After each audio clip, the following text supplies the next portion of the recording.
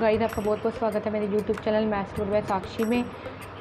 सबसे पहले आज हम पिछला लेक्चर को रिकॉल कर लेते हैं। पिछले लेक्चर में हमने डिस्कस किया डिफरेंशिएबिलिटी के टॉपिक को। आज सबसे लास्ट लेक्चर में हमने डिस्कस किया लैग्रांजेस मीन वैल्यू थ्योरम।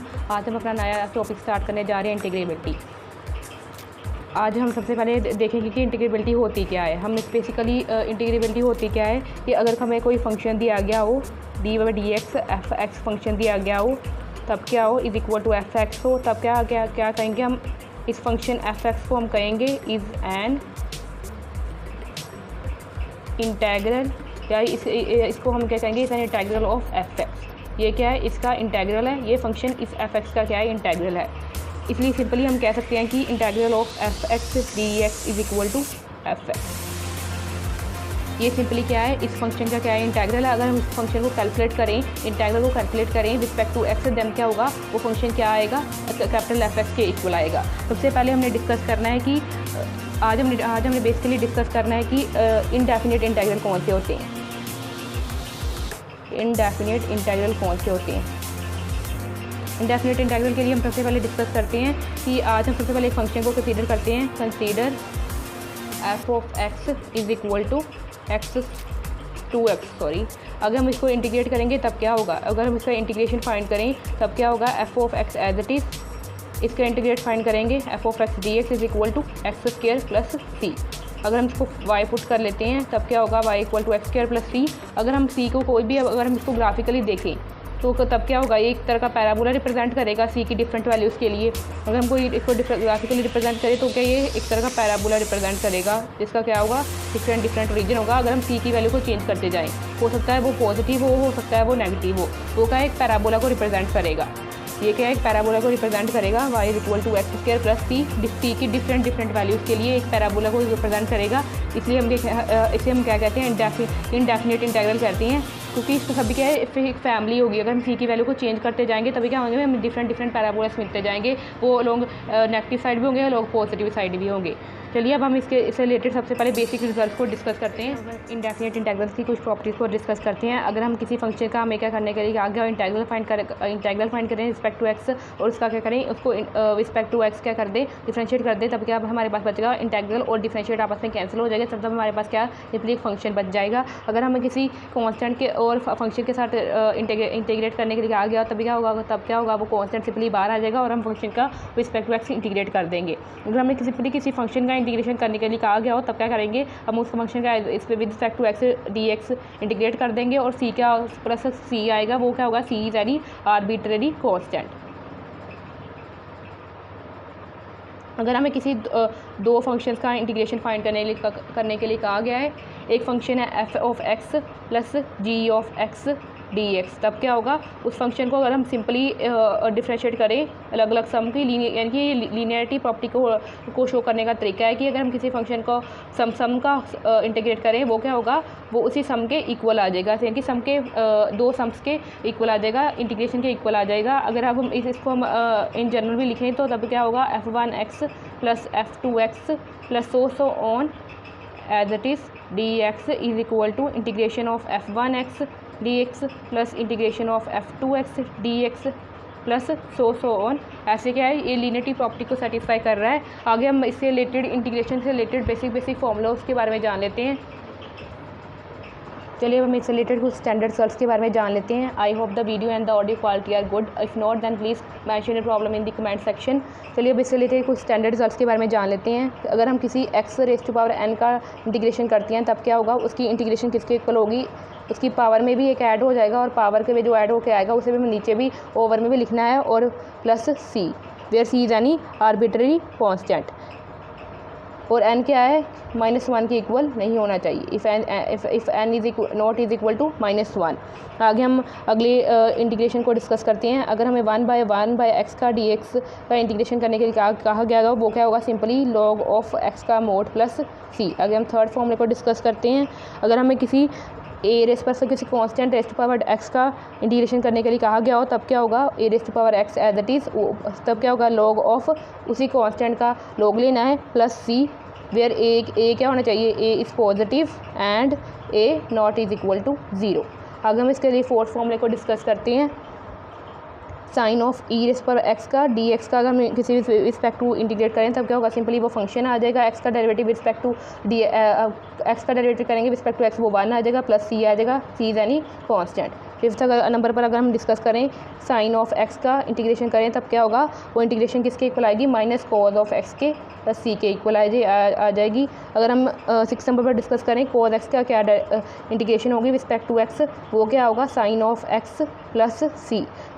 हमने जब डिफरेंशियबिलिटी डिस्कस की थी तब क्या होता था कि अगर हम साइन ऑफ एक्स का डेरिवेटिव करते थे वो सिंपली कॉज एक्स आता था, और कॉज एक्स का जब हम डेरिवेटिव फाइंड करते थे तब वो माइनस साइन एक्स के इक्वल आता था। इसमें क्या है, हमने ऑपोजिट फॉर्मूला अप्लाई किया। अगर साइन के साथ माइनस आ रहा है और कॉस के साथ अगर कॉस का हम इंटीग्रेशन कर रहे हैं तब क्या आ रहा है, साइन के साथ साइन की वैल्यू पॉजिटिव आ रही है।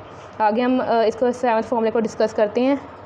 Integration of secant square x D x is equal to tan of x plus c. जो हमने फॉर्मूले डिस्कस किए डिफरेंशियबिलिटी में उसके इन्वर्स फॉर्मूलेस को हमने यहाँ पर अप्लाई करना है। वहाँ पर क्या होता था, tan एक्स की इंटीग्रेशन क्या होती थी, tan एक्स की डिफरेंशिएशन होती थी सीकेंट स्क्वायर एक्स। अब क्या होगा, उल्टे फॉर्मूले लगेंगे, सीकेंट स्क्वायर एक्स की इंटीग्रेशन क्या होगी, tan एक्स होगी।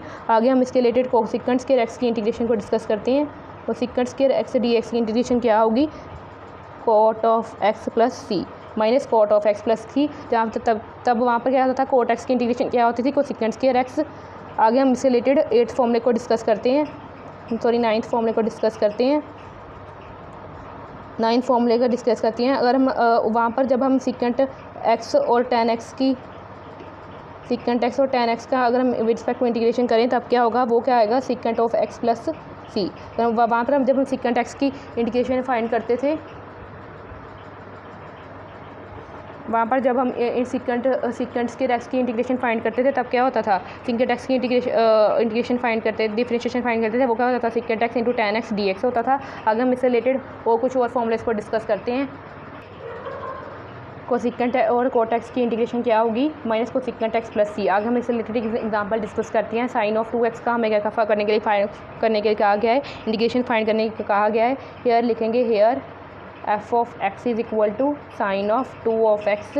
देन क्या होगा, देन हम इसका क्या करेंगे, इंटीग्रेशन फाइंड करेंगे तब क्या होगा, वो किसके इक्वल होगी। अगर हम इसकी इंटीग्रेशन फाइंड करें, इंटीग्रेशन क्या होगी, sign of 2x respect to किसके है, वेरिएबल x है, इसलिए डी एक्स के रिस्पेक्ट टू हम इसको इंटीग्रेट करेंगे तब क्या होगा, साइन की इंटीग्रेशन क्या थी, minus cos of 2x over 2x का डेरिवेटिव क्या होगा, 2। ऊपर हमने उसका इंटीग्रेशन ली सिंपली, और नीचे क्या किया, वो जो हमारे पास थीटा उसका क्या कर दिया, डेरिवेटिव फाइंड कर दिया, plus c, where c is any arbitrary constant.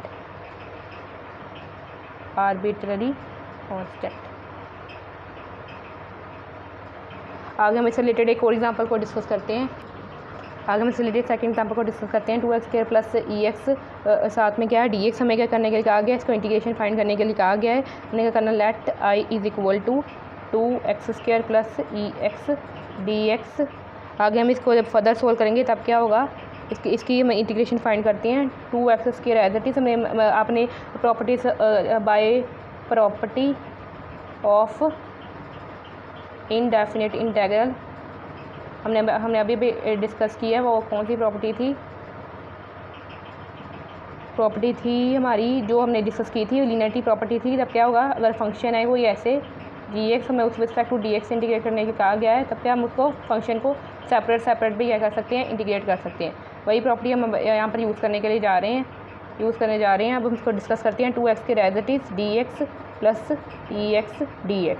अगर हम इसका इंटीग्रेशन फाइंड करें तब क्या होगा, 2x पावर में एक ऐड, हमने इंटीग्रेशन में पढ़ा हुआ है, बिकॉज एक्स एन को हमने इंटीग्रेशन में फॉर्मूले में स्टैंडर्ड बेसिक रिजल्ट पढ़े हैं। क्या होगा, xn plus 1 over n plus 1 plus c, फिर सी एन आर्बिट्ररी कांस्टेंट। आगे हम इसका करेंगे, सिंपली जो हमने पावर ऊपर थी वो हमने नीचे लिख दी, प्लस ये एक्स का इंटीग्रेशन हमें पता है एक्स एज इट इज़ है, एक्स का इंटीग्रेशन रिस्पेक्ट टू x1 होगा प्लस सी। ये हमारा क्या आ गया, हमें इंटीग्रेट करके फाइनल आंसर मिल गया है। आगे हम इससे रिलेटेड एक और एग्जाम्पल को डिस्कस करते हैं। चलिए अब हम तीसरी एग्जांपल डिस्कस करते हैं। हम इंटीग्रेशन करने के लिए कहा गया 2 cos x upon 3 sin square x dx। अगर हम इसकी सिंपल इंटीग्रेशन फाइंड कर देंगे तब क्या होगा, let I is equal to integration of 2 cos x upon 3 as it is sin x हमने एज इट इज़ लिख लिया, प्लस इंटू 1 अपॉन हमने पावर को एज इट इज़ तोड़ के लिख लिया है 2 dx। हम इसको इम्प्लाई करेंगे तब क्या होगा, आगे हम इसको सॉल्व करते हैं। 2/3 एज इट इज़ है। हमें पता है कि कांस्टेंट क्या होता है, सिंपली बाहर आ जाता है और हम क्या करते हैं, सिंपली फंक्शन के क्या करते हैं, इंटीग्रेशन करते हैं। हमने प्रॉपर्टीज़ ऑफ इंटीग्रल में डिस्कस किया है इसको, इंडेफिनिट इंटीग्रल में dx। अगर हम इसका इंटीग्रेशन करें तब क्या होगा, 2/3 as it is cos upon sine x किसके इक्वल होता है, कॉट एक्स के इक्वल होता है, और 1/sin किसके इक्वल होता है, कोसेकेंट एक्स के इक्वल होता है, और dx is equal to 2/3 as it is cot x और कोसेकेंट एक्स का हमने इंटीग्रेशन भी फॉर्मूले में डिस्कस किया है। उसकी इंटीग्रेशन क्या होती है, उसकी इंटीग्रेशन होती है कोसेकेंट एक्स प्लस सी। अभी हमने डिस्कस की है माइनस 2/3 कोसेकेंट एक्स सी हमने अभी भी डिस्कस किया। ये फॉर्मूला फॉर कोसेकेंट एक्स और कॉट एक्स की इंटीग्रेशन क्या होती है, माइनस कोसेकेंट एक्स प्लस सी। इसी फॉर्मूले को हमने क्या किया है, इस एग्जाम्पल में अप्लाई किया है। हमारा आंसर हमें मिल गया इंटीग्रेशन करने के बाद -2/3 cosecant x plus c. I hope that all the topics are clear, all the जो भी मैंने टॉपिक्स डिस्कस किए हैं वो आपको सबको क्लियर हो गए हैं। अगर आपको नहीं डिस्कस क्लियर हुए तो आप प्लीज़ मुझे कमेंट सेक्शन में कमेंट करके बताएं। And please don't forget to like share and subscribe my YouTube channel. अगर आपको ये टॉपिक समझ गए हैं तो प्लीज़ लाइक के बटन को प्रेस कीजिए। Thanks for watching my channel.